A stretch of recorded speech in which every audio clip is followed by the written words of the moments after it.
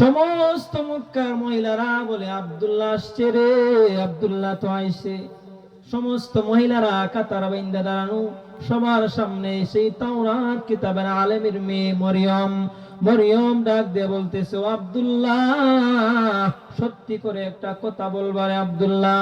ও আব্দুল্লাহ, তুমি আমাকে বলো, তুমি কি বিয়ে করেছো রে আব্দুল্লাহ? বলে হ্যাঁ বিয়ে করেছি। বলে তোমার যে স্ত্রী তার নাম কি আমিনা? বলে হ্যাঁ আমিনা। তুমি যে বিয়ে করেছো তুমি কি মদিনায় বিয়ে করেছো? বলে হ্যাঁ মদিনায় বিয়ে করেছি। ও আব্দুল্লাহ, তুমি এটা কি করলা রে আব্দুল্লাহ? তুমি কি করলা? আমার মাথায় আসমান ভাঙ্গা পড়ছে রে আব্দুল্লাহ, কেমনে তুমি এটা করলা? তখন মহিলা একটা দৌড় মাইরা ঘরের ভিতরে ঢুকে গেছে। সেই তাওরাত কিতাবের মেয়ে, তাওরাত কিতাবের আলেমের মেয়ে মরিয়ম, সে একটা দৌড় মারিয়া চিৎকার মাইরা ঘরের ভিতরে ঢুকে গেছে। তখন আব্দুল্লাহ বলতেছেন, ও মরিয়ম, তোমার কারণে আমি ঘর থেকে বাইর হইতে পারতাম না রে মরিয়ম। প্রতিদিন আমাকে তুমি বিয়ে করার জন্য পাগল করে ফেলতে, আজকে কেন আমার বিয়ে কথা শুনে তুমি কেন ঘরের ভিতরে ঢুকে পড়লে রে মরিয়ম? মরিয়ম ডাক দিয়ে বলতেছেন, ও আব্দুল্লাহ, তুমি জানো নি আমি তোমার জন্য কেন পাগল হয়েছি রে আব্দুল্লাহ? ও আব্দুল্লাহ, আমি তোমার জন্য এমনি পাগল হয় নাই, আমি দেখতাম তোমার কপালের ভিতরে একটা নূর চমকাইতো, আজকে সে নূর দেখতে পাই না।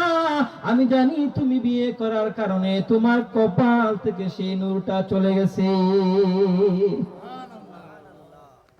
মরিয়মকে ডাক দিয়ে বলতেছেন, ও মরিয়ম, তুমি কেন আমার জন্য পাগল হয়েছিল রে মরিয়ম বলো?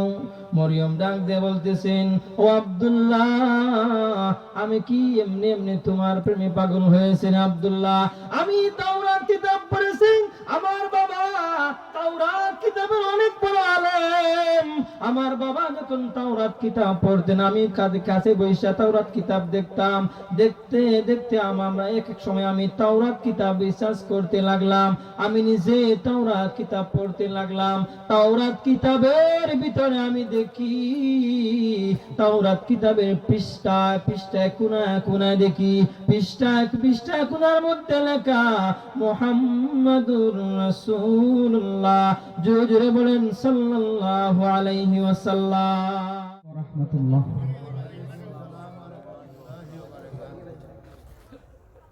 আলহামদুলিল্লাহ,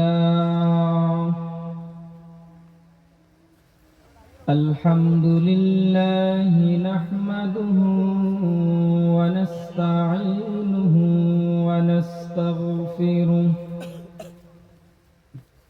ওয়া নাউযু বিল্লাহি মিন শুরুরি আনফুসিনা ওয়া মিন সাইয়্যাতি আ'মালিনা মান ইয়াহদিহিল্লাহু ফালা মুদিল্লা লাহু ওয়া মান ইউদ্লিলহু ফালা হাদিয়া লাহু। ونشهد أن لا إله إلا الله وحده لا شريك له ونشهد أن سيدنا وسندنا وحبيب ربنا وطبيبنا وطبيب قلوبنا ومولانا محمدا عبده ورسوله صلى الله تعالى عليه وعلى آله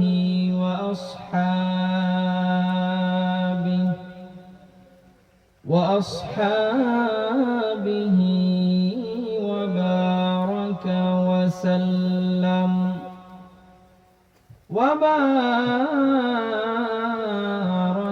وسلم تسليما كثيرا كثيرا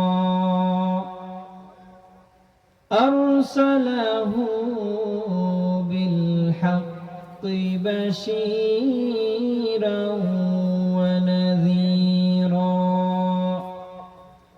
وداعيا إلى الله بإذنه وسراجا منيرا আমার সাথে পড়েন أعوذ بالله من الشيطان الرجيم بسم الله الرحمن الرحيم وما أرسلناك إلا رحمة للعالمين في شان حبيبه ومحبوبه مخبرا وآمرا إن الله وملائكته يصلون على النبي يا أيها الذين آمنوا صلوا عليه وسلموا تسليما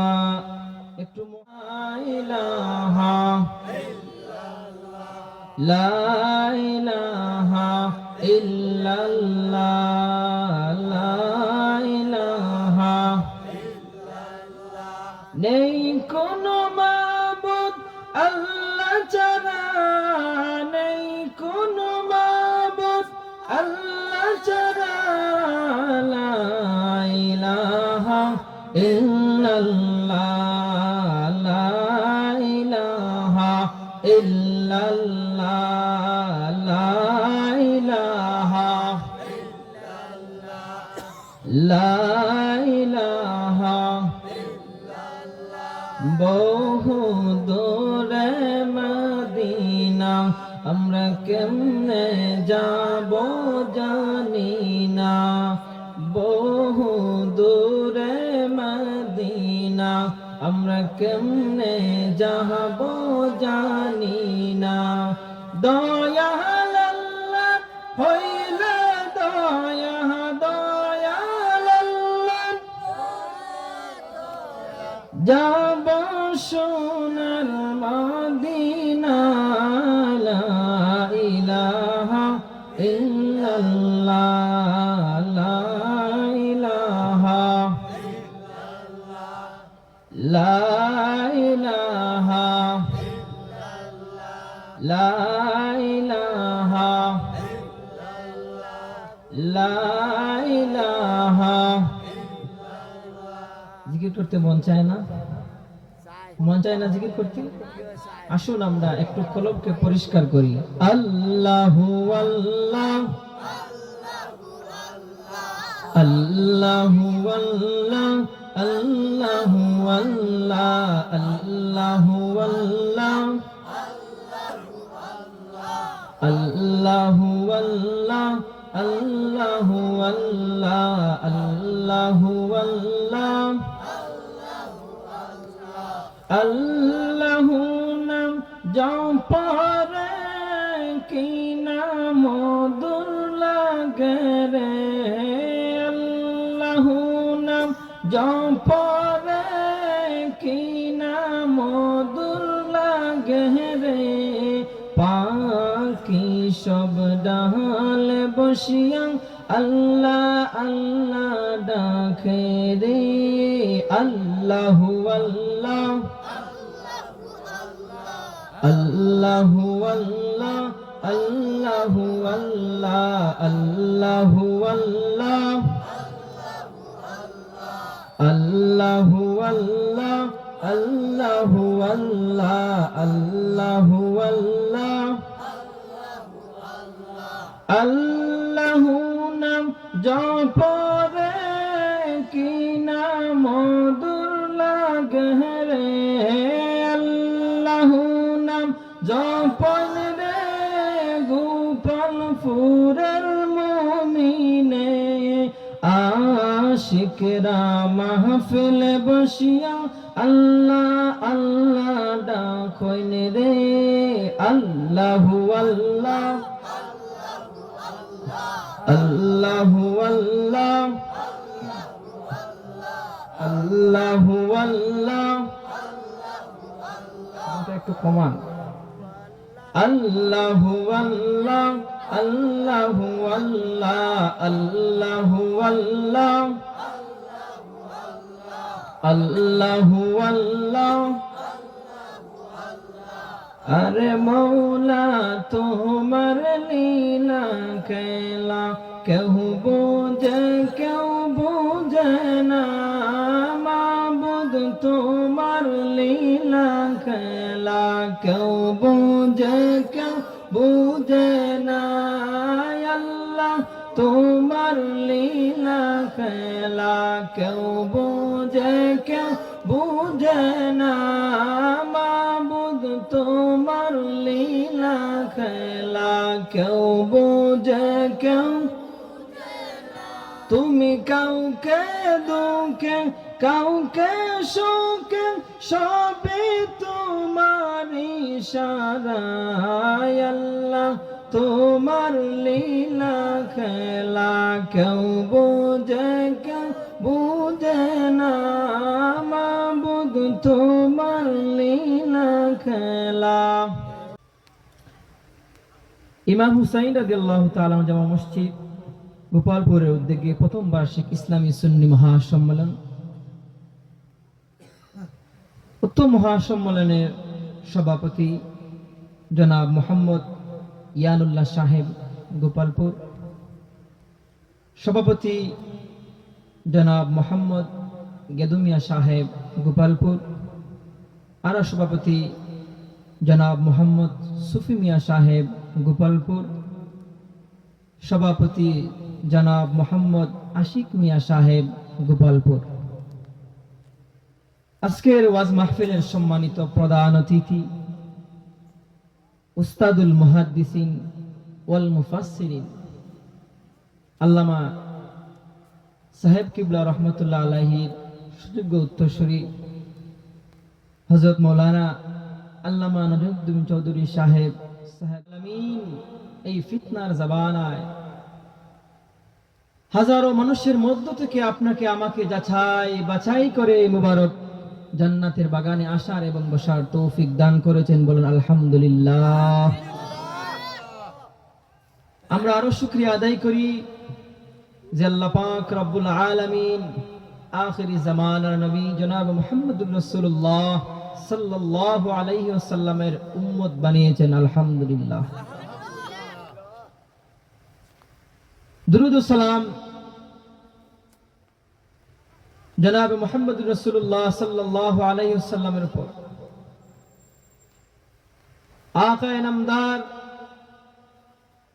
তাজদার মদিনা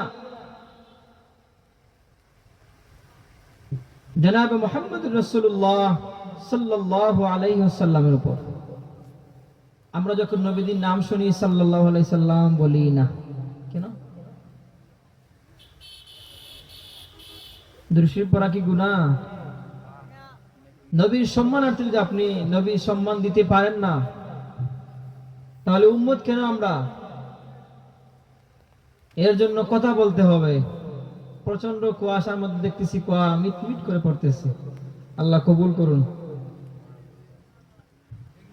সর্বোপরি শুকর যাদের অক্লান্ত পরিশ্রমে আজকের এই সুন্দর আয়োজন, যারা প্যান্ডেল মাইক বাতি দিয়ে সাহায্যের হাত বাড়িয়েছেন, আল্লাহ পাক রব্বুল আলামিন দুনিয়াতে শান্তি পরকালে মুক্তির ব্যবস্থা করে দেন, বলেন আমিন। আমাকে আজকে বিষয় দেওয়া হয়েছে নবীজির শান, নবীর শানে কিছু কথা বলা। নবীর শান কি বলবো, সারা রাত ওয়াজ করতে হবে নবীর শান বলতে, এরপরে নবীর শান শেষ হবে না। আলহামদুলিল্লাহ, অনেক খুশি লাগতেছে যে প্রত্যেক উলামায়ে কেরামদের নির্দিষ্ট একটা বিষয় দিয়ে দিয়েছেন।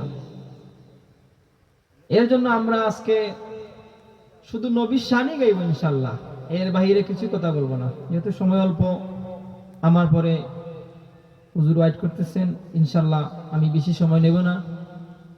আপনাদের দোয়া নেওয়ার জন্য আসছি এবং আপনাদের সামনে কিছু একটা আয়াত তেলাওয়াত করেছি। আল্লাহ পাক রব্বুল আলামিন আমাকে বলার মতো, আপনাদের শুনবার মতো তৌফিক দান করেন, বলেন আমিন। ও মরিয়ম, তোমার কারণে আমি ঘর থেকে বাইর হইতে পারতাম না রে মরিয়ম। প্রতিদিন আমাকে তুমি বিয়ে করার জন্য পাগল করে ফেলতে। আজকে কেন আমার বিয়ে কথা শুনে তুমি কেন ঘরের ভিতরে ঢুকে পড়লে রে মরিয়ম?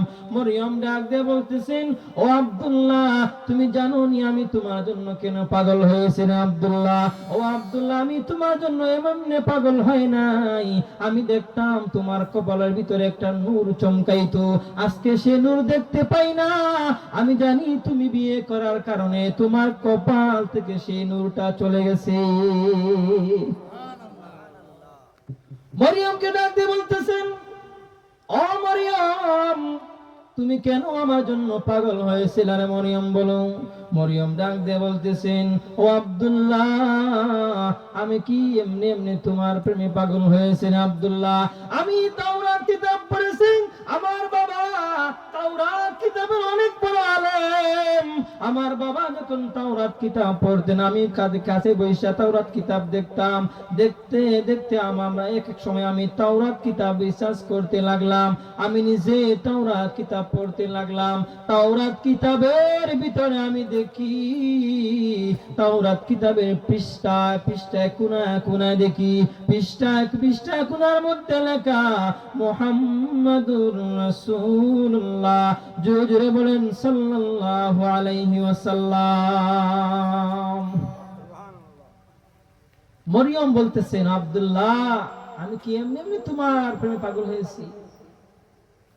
তাওরাত কিতাব রিসার্চ করি, তাওরাত কিতাবের কোনায় কোনায় ভিতরে লেখা যে মুহাম্মদ, এই মুহাম্মদের মা পৃথিবীর শ্রেষ্ঠ মা।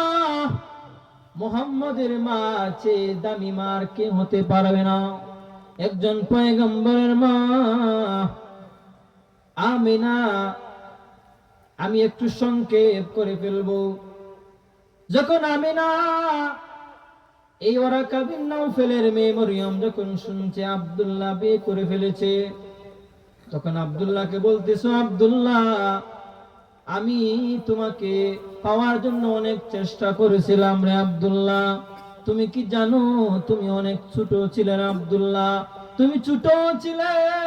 তোমার বাবা তোমাকে কুরবানি দেওয়ার জন্য প্রতিজ্ঞা করেছিল। আমি মরিয়ম 80 জন মহিলা পাঠিয়েছিলাম, আমি মরিয়মই তোমাকে বাধা দিয়েছিলাম। আমি মরিয়মই তোমাকে বাধা দিয়েছিলাম। আজকে তুমি বিয়ে করে ফেললে, আমার মাথায় আসমান ভাঙা পড়ছে রে আব্দুল্লাহ। ও আব্দুল্লাহ, আমি তাওরাত কিতাবের মধ্যে দেখতে পাই, তাওরাত কিতাবের মধ্যে লেখা অল্প কিছু দিনের ভিতরে একজন শ্রেষ্ঠ পয়গম্বর এই দুনিয়ার মধ্যে আসবেন। জোরে জোরে বলেন সুবহানাল্লাহ। এবং এই সন্তানের মা হবে পৃথিবীর শ্রেষ্ঠ মা।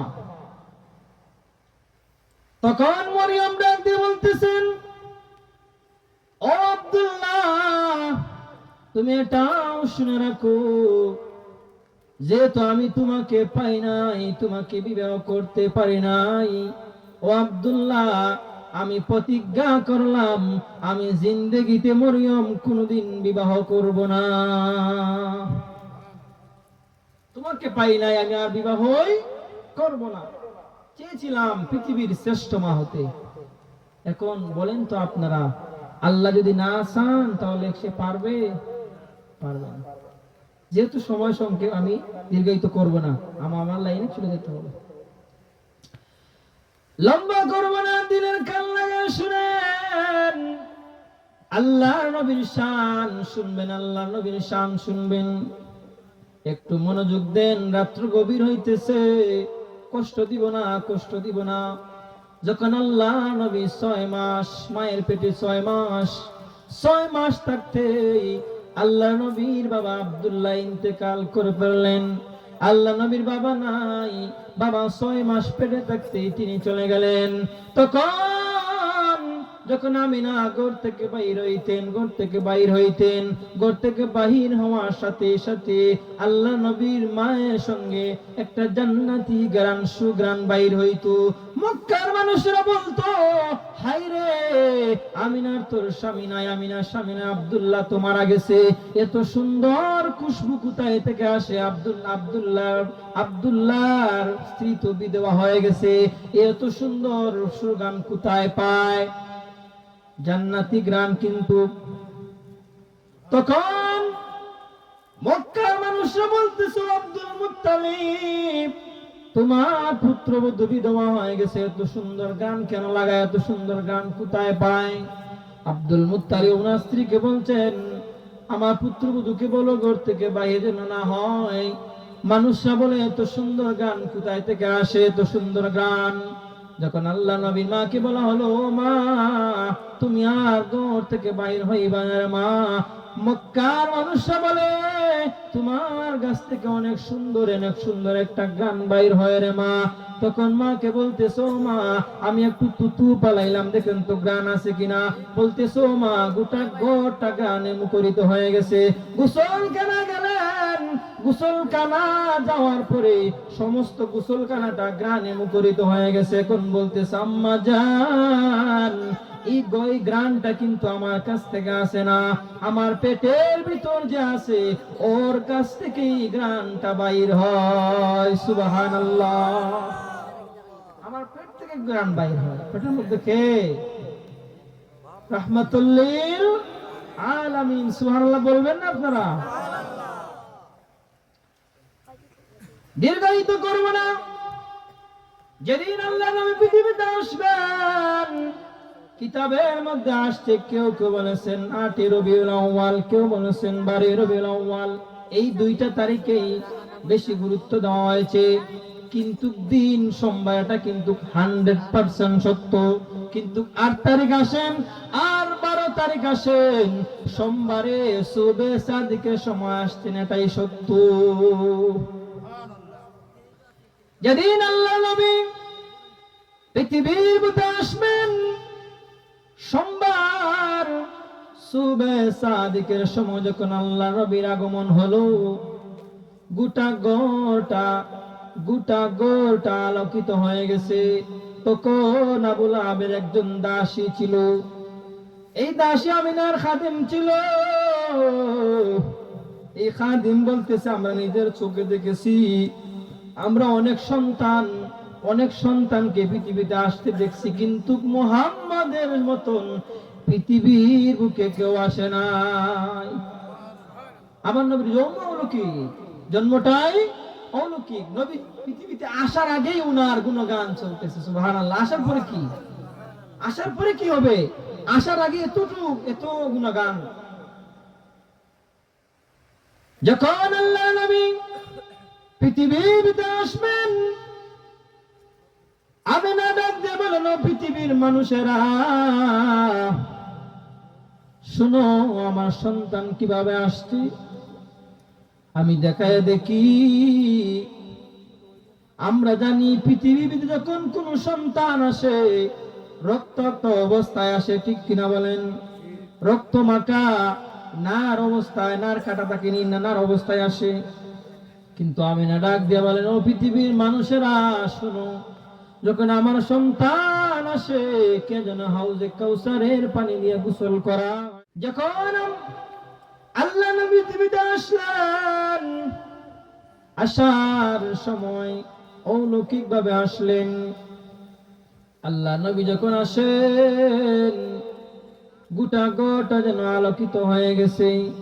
আমিনা ডাক দিয়া বলেন, কে যেন জান্নাতি পোশাক পরাইয়া হাউজে কাউসারের পানি দিয়ে গোসল করাইয়া কে যেন সুন্দর করে নার কাটা অবস্থায় আমার সন্তানকে পৃথিবীর মধ্যে আগমন করেছে। আমরা জানি যখন কোনো মা সন্তান পৃথিবীতে আসে মার কিন্তু অনেক কষ্ট হয়। বৈজ্ঞানিক রিসার্চ করেছেন, যদি কোনো সন্তান পৃথিবীতে আসে সে সন্তান মায়ের পেটে 4,500 লাথি দিয়ে আসে।